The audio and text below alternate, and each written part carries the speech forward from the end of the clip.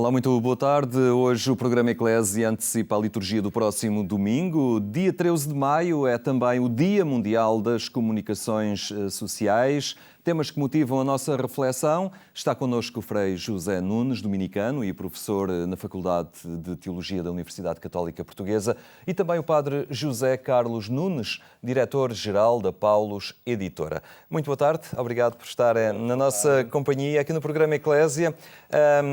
Temos então pela frente essa solenidade da Ascensão, um domingo que coincide também com o Dia Mundial das Comunicações Sociais.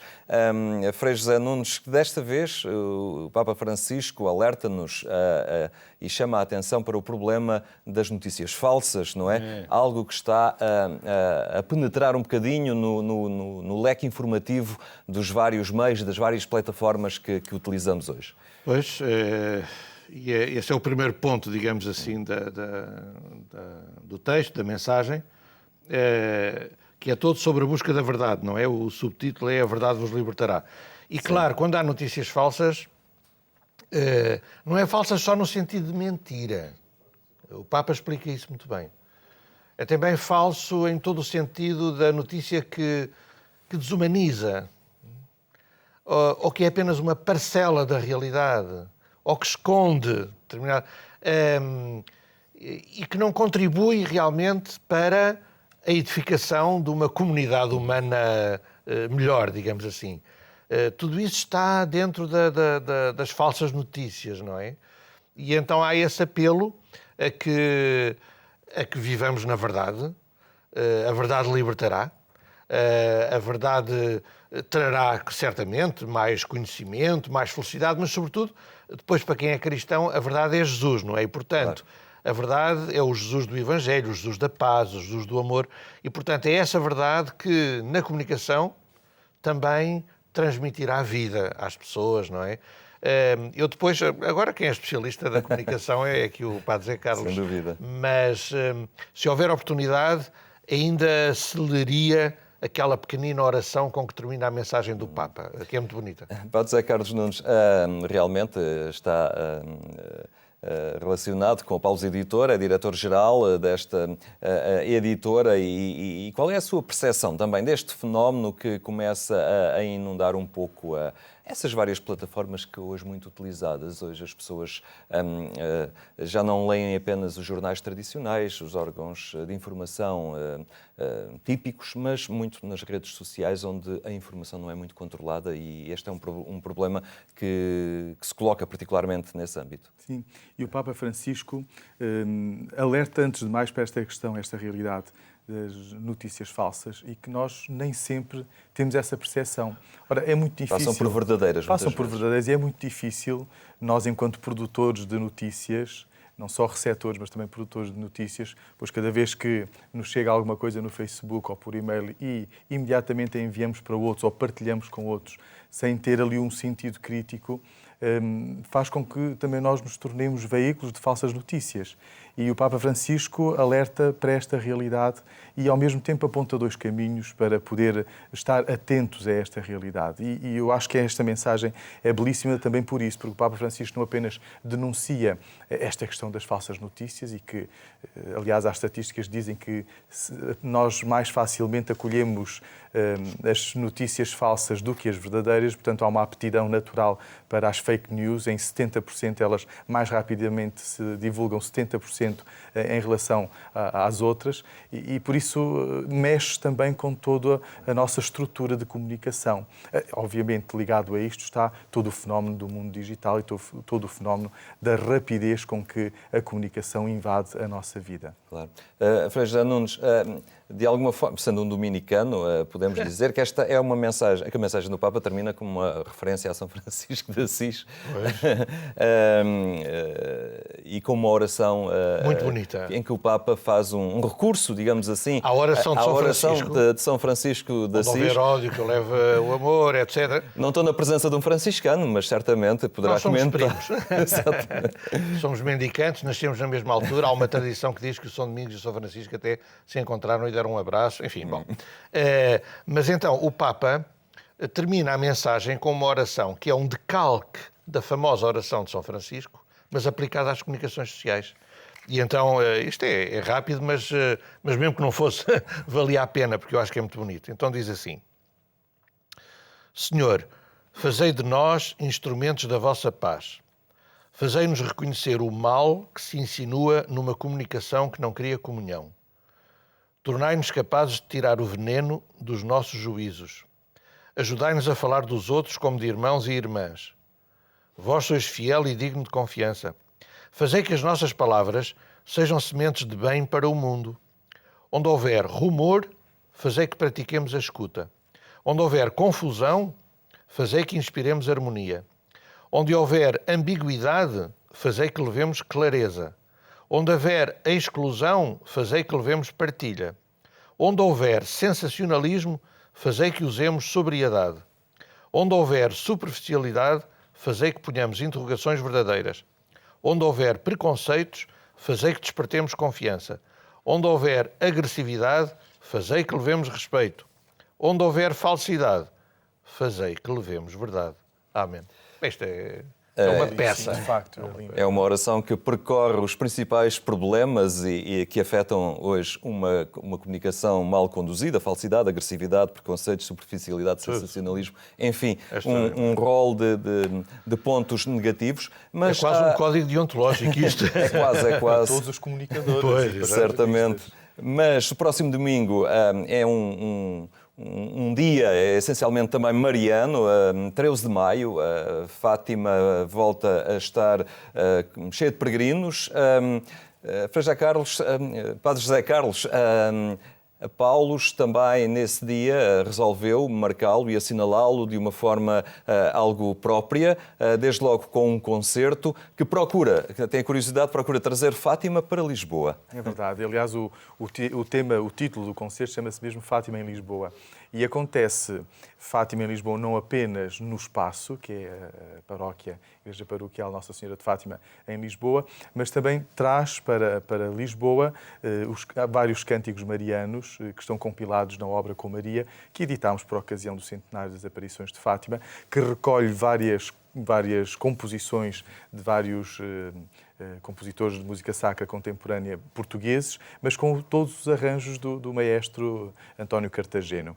E este CD, livro CD, tem pensamentos dos vários papas acerca de Fátima, com ilustrações de uma pintora, Rosa Amaral de Santo Tirso, do Norte, e ao mesmo tempo este CD que quis gravar e recolher várias composições dedicadas a Nossa Senhora, inclusive a Nossa Senhora de Fátima, e recolher tudo isso num CD, e o coro, gravado por 2 coros, o coro da Catedral de Lisboa e o coro do Carmo dirigido pelo Padre António Cartageno. É às 16 horas? Às 16 horas, na Igreja Nossa Senhora de Fátima, e desde já convido, é aberto, é livre, a entrada livre, aberto a quem quiser associar-se, de facto, não apenas a invocar Fátima, uma vez que se trata também no domingo, é mais fácil que as pessoas estejam livres e disponíveis para participar neste momento, que não é apenas de concerto. Iremos fazer também uma oração, aliás, esta mesma oração que escutámos, elaborada pelo Papa Francisco, iremos rezar pela comunicação, para que a nossa comunicação seja uma comunicação cada vez mais verdadeira. Nesta linha mariana, a Paulo está também com uma feira do livro mariano. É verdade, das nossas livrarias e nos vários pontos de venda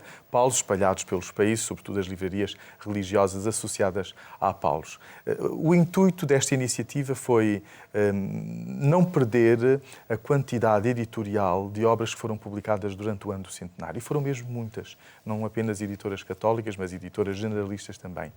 E pode haver o perigo de passou o centenário, passou o interesse por Nossa Senhora, numa perspectiva espiritual, uma perspectiva pastoral, teológica também. A mensagem de Fátima, durante o centenário, teve um aprofundamento e uma produção editorial muito grande. E por isso decidimos, nas nossas livrarias e nos vários pontos de venda Paulos, colocar à disposição estas obras, isto é, destacá-las, para que possamos, depois de um ano da celebração do centenário, voltar a olhar para Maria como ícone da Igreja, como mestra da espiritualidade e com a mensagem fortíssima de Fátima, que continua muito atual. Muito bem, para além destes temas que marcam o dia, este domingo também, já agora, a solenidade da Ascensão, neste 7º domingo da Páscoa. Vamos começar por escutar então o Evangelho deste dia, Evangelho de Marcos, que nos é lido agora por Luís Miguel Sintra. Naquele tempo, Jesus apareceu aos 11 e disse-lhes: Ide por todo o mundo e pregai o Evangelho a toda a criatura. Quem acreditar e for batizado será salvo, mas quem não acreditar será condenado. Eis os milagres que acompanharão os que acreditarem. Expulsarão os demónios em meu nome, falarão novas línguas. Se pegarem em serpentes ou beberem veneno, não sofrerão nenhum mal. E quando impuserem as mãos sobre os doentes, eles ficarão curados. E assim o Senhor Jesus, depois de ter falado com eles, foi levado ao céu e sentou-se à direita de Deus. Eles partiram a pregar por toda a parte e o Senhor cooperava com eles, confirmando a sua palavra com os milagres que a acompanhavam.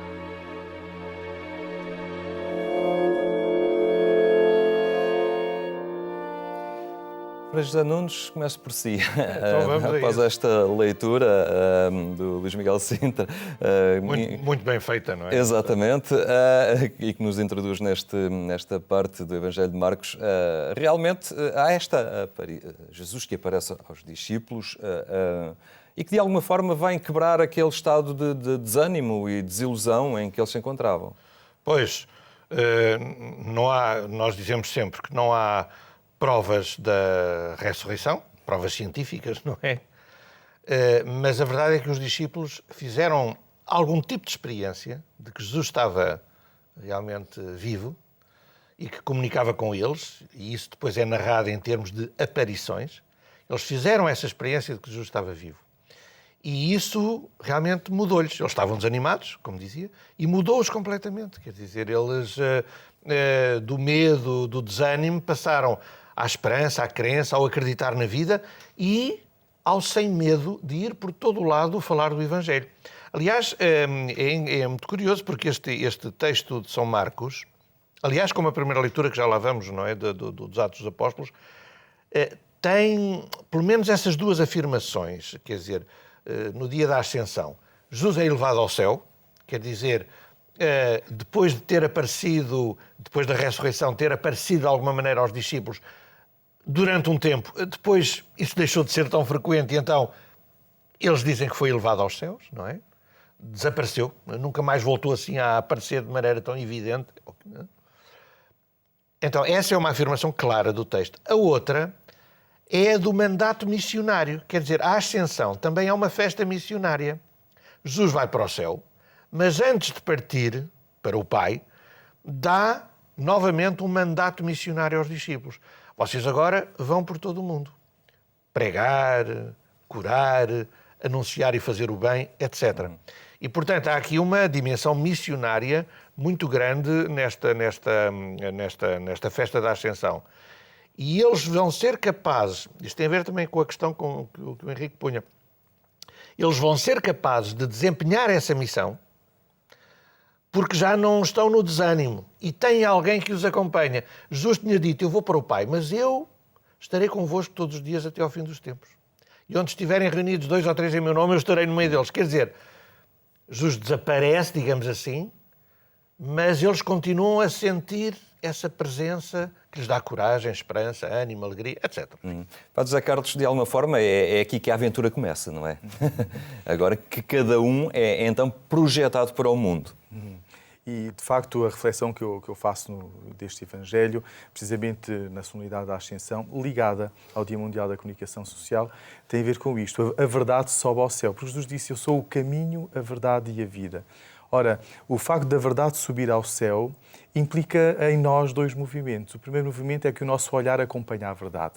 Isto eu acho muito importante também na nossa sociedade e, sobretudo, diante das falsas notícias, que o nosso olhar não se desvie da verdade. E, portanto, o facto de nos elevar para o céu é um convite a acompanharmos a verdade que sobe ao céu, mas não para nos abandonar, mas para estar connosco sempre de outra forma. O segundo movimento é aquele do envio, como dizia o Frei José Nunes, esta dimensão missionária. E ligando, de facto, à mensagem que o Papa Francisco escreveu para este Dia das Comunicações, ele certamente diz que na Bíblia a verdade é aquilo sobre o qual nos podemos apoiar para não cair. A verdade é aquilo sobre o qual nos podemos apoiar para não cair. E isto parece-me evidente também no Evangelho, quando nos diz Marcos que o Senhor cooperava com eles. É verdade que estes homens estavam cheios de medo, eram frágeis, tinham uma missão maior do que eles à frente para continuarem e, portanto, se a verdade é aquilo que nos apoia e não nos deixa cair, então a missão obviamente torna-se possível. Não será possível sem isso. E por isso é que Jesus, a um certo momento, diz quem acreditar e quem não acreditar. Ora, aqui o acreditar também o leio nesta perspectiva, como um compromisso. Não apenas o conhecimento de um conjunto de regras, de normas, de ritos. Não se trata disso. O acreditar como um compromisso. E se acreditamos na verdade e nos comprometemos com a verdade, então aí a missão acontece. Vamos avançar então para a primeira leitura do Atos dos Apóstolos. Frei José Nunes, de alguma forma, esta ascensão de Cristo aos céus é um bocadinho o fechar do capítulo, mas também digamos assim, é uma história que nós percebemos agora e que, de alguma forma, os cristãos são chamados a percorrer o mesmo caminho, não é? Pois. No meio do mundo e depois também eles um dia estarão na companhia do Pai. Pois, exatamente. E quando diz que de certa maneira, um certo fechar do caminho, sim, embora São Lucas... Capítulo. Depois do capítulo. Da história. Exato. São Lucas depois ainda acrescenta mais 10 dias, não é? Quer dizer, diz que ao fim ainda vai haver o Pentecostes, não é? Quer dizer, portanto, Jesus morreu, ressuscitou, apareceu aos discípulos durante 40 dias, diz o texto, e depois, mais 10 dias de ter partido para o céu, então vem o Espírito Santo, o Pentecostes. Mas esse percurso que todo o cristão, que os discípulos há 2000 anos e todo o cristão é chamado a fazer realmente, quer dizer, na fé. Nós não vemos a Deus. Jesus mesmo disse a Deus, nunca ninguém o viu. Mas nós sentimos que Ele está presente.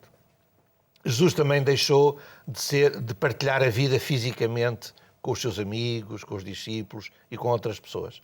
Foi para o céu. Mas eles continuam a sentir na fé que Ele está presente. E é esse desafio que é o desafio para todo o cristão em todo o tempo e lugar. Quer dizer, sentir que, mesmo quando não vemos a Deus, quando, por exemplo, há muito problema na vida, quando há muita dificuldade, quando há guerras, quando há mal, a gente parece que não vê a Deus. Mas a gente, na fé, é desafiado a perceber que não, e a saber e a lembrar, Ele está presente, Ele está presente. Já agora um outro destaque da leitura, que tem muito a ver com o que nós estávamos a falar, com o Padre Zé Carlos e eu também há pouco, sobre a questão do compromisso e da ascensão ser uma festa missionária. É que, diz o texto de São Lucas, de uma forma muito plástica, não é? Que quando Jesus subiu ao céu, os discípulos puseram-se a olhar para o céu, não é? E aparece uma voz a dizer: por que estás a olhar para o céu? Quer dizer, a tarefa do cristão ou da Igreja não é ficar embasbacado a olhar para o céu ou fora da realidade. A nossa tarefa é olhar bem para o mundo, meter os pés na lama, não é? As mãos na massa. Essa é que é a tarefa da Igreja, trabalhar no mundo, trabalhar no meio dos seres humanos para a libertação do homem todo e de todo o homem. Não é? Padre Zé Carlos, parece-lhe que às vezes há alguma relutância, alguma hesitação nos cristãos em entrarem de mangas arregaçadas neste mundo? Eu acho que há muita generosidade por parte dos cristãos e a Igreja tem uma ação muito grande. Aliás, basta escutarmos ou termos lido uma parte ou na totalidade, por exemplo, o discurso de Macron que fez à Igreja em França, não é? Em que reconhece toda a ação e a importância dos cristãos na sociedade. E quando ele diz isto, tocou muito neste discurso, quando ele diz que os cristãos são uma parte da sociedade francesa que cuida da outra parte que mais ninguém cuida. Os doentes, os que vivem na solidão, os abandonados, os marginalizados e por aí adiante. Então passa efetivamente por aqui. E eu ligava isto ao nome que aparece precisamente no início desta leitura. Diz, no meu primeiro livro, ó Teófilo. Literalmente, Teófilo é amigo de Deus. Quem é este Teófilo? Seria, de facto, alguma personalidade importante ou somos todos nós que somos amigos de Deus? e que procuramos ser amigos de Deus. Mas ser amigo de Deus, de facto, passa por, como disse Jesus, sereis meus amigos se fizerdes aquilo que eu vos mando. E o que Ele nos mandou foi isto mesmo, de nos comprometermos na fé, de dar continuidade à sua palavra e à sua obra e de passar isso para a nossa vida, para a vida concreta. E, portanto, respondendo à sua pergunta, eu penso que os cristãos, os verdadeiros cristãos, e todos aqueles que se esforçam são verdadeiros cristãos. E quem somos nós para julgar, obviamente, as ações e as atitudes dos outros, mas são todos aqueles que, sendo amigos de Deus, passam para a prática isto mesmo. E aqui acho interessante, nesta primeira leitura, um outro aspecto, que é a curiosidade dos discípulos. Senhor, é agora que tu vais restaurar o reino de Israel. Ora, as notícias falsas estão também muito ligadas a isto, a um certo instinto apenas da curiosidade. Mas curiosidade que muitas das vezes não implica, é mais epidérmica e é menos profunda enquanto tal. E neste caso, desculpa, sim, é uma curiosidade, mas ao mesmo tempo uma curiosidade ainda de, eu não digo perversa, mas de uma grande ignorância acerca do que era Jesus. Eles ainda pensavam que Jesus era Messias como um libertador político, um chefe.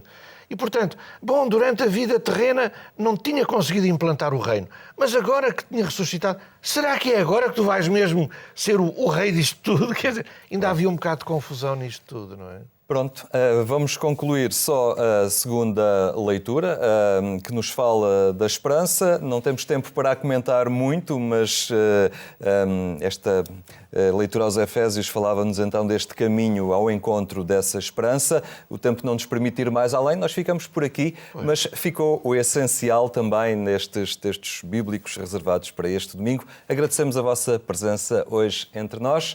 Mais logo, não esqueça, na Antena 1, o programa Eclésia é a partir das 22h45. Tenha uma boa tarde e um ótimo fim de semana.